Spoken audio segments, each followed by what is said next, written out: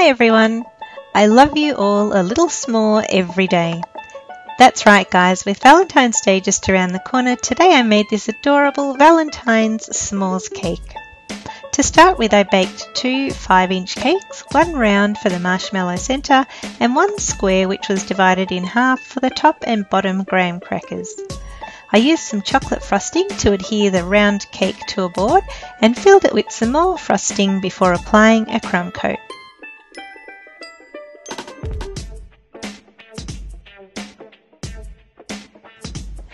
I then did the same for each of the square cakes and smoothed them off nicely before placing them in the freezer for about 30 minutes to firm up.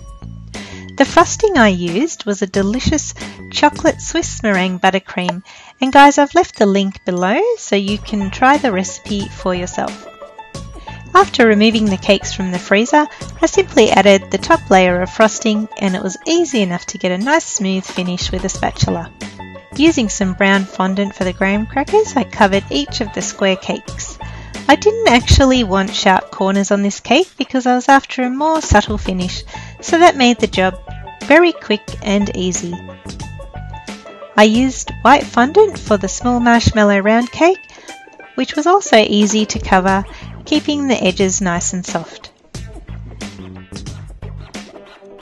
Using a little frosting, I stuck the bottom graham cracker to the board, followed by the marshmallow.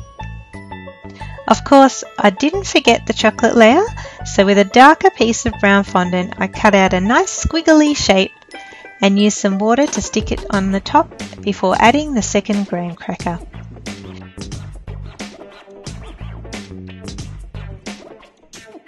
The back of my knife actually came in handy to mark the centre of the cracker, and I used the bottom end of my paintbrush to create all the little holes.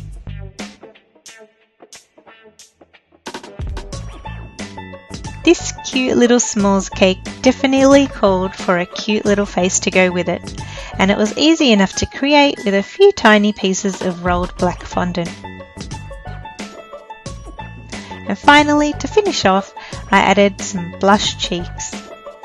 Guys, I hope you enjoyed this Valentine's Day s'mores cake. I hope you'll make it for someone you love a little s'more every day. Don't forget to hit the subscribe button so you don't miss out on my next creative cake, and let me know what you think of this little cutie. I hope you tune in next time, and thanks for watching.